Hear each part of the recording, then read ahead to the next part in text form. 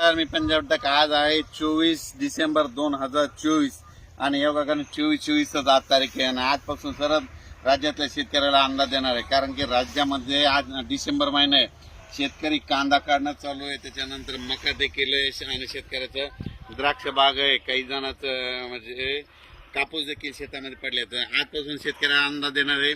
आज 24 आणि 25 दरम्यान राज्यामध्ये फक्त म्हणजे नगर जिल्हा झालं, संभाजीनगर झालं, जळगाव जिल्हा, बुलढाणा जिल्ह्यात मध्यरात्री 1-2च्या सुमारास थोडाफार पाऊस येणार, रिमझिम अंदाज लक्षात येतात.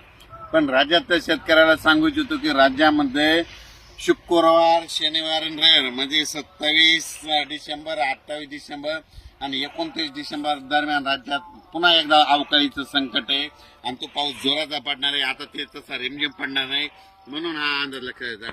27 डिसेंबर, 28 डिसेंबर आणि 29 तारखेला सांगायचं झालं तर बुलढाणा जिल्हा, अमरावती जिल्हा, अकोला जिल्हा, त्याच्यानंतर नागपूर, त्याच्यानंतर हिंगोली, वाशिम, परभणी, त्याच्यानंतर जालना जिल्हा, जळगाव जिल्हा, संभाजीनगर, त्याच्यानंतर चाळीसगाव, निफाड, नंदुरबार, त्याच्यानंतर नाशिक, त्याच्यानंतर नगर जिल्हा, त्याच्यानंतर पुणे, त्याच्यानंतर इकडं धाराशिव, लातूर, बीड, परभणी, नांदेड या भागामध्ये शुक्रवार, शनिवार आणि रविवार म्हणजे 27 डिसेंबर, 28 डिसेंबर, 29 डिसेंबरला भाग बदलत 3 दिवस पाऊस पडणार आहे, म्हणून हा अंदाज लक्षात येतात.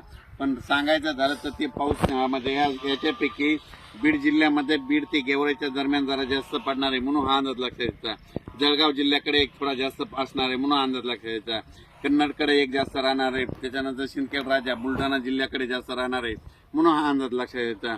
संभाजीनगरकडे देखील राहणार आहे, म्हणून हे लक्षात घ्यायचं. जळगाव जिल्ह्यात देखील जास्त राहणार हे लक्षात यायचं. श्रीरामपूरला राहणार आहे, शिर्डीकडे थोडा एक जास्त राहणार आहे, म्हणून लक्षात यायचं. पैठणला एक जास्त पाऊस पडणार आहे, म्हणून हा अंदाज लक्षात यायचा. राज्यात मध्ये शुक्रवार, शनिवार, रविवार म्हणजे 27 डिसेंबर, 28 29 अवकाळी पावसाची शक्यता आहे, म्हणून हा अंदाज लक्षात यायचा. अचानक वातावरणात बदल झाला तर लगेच एक मेसेज द्यायला जाईल. 31 तारखेपासून परत राज्यामध्ये थंडीला सुरुवात होणार आहे, म्हणून हे अंदाज लक्षात घ्यायचा.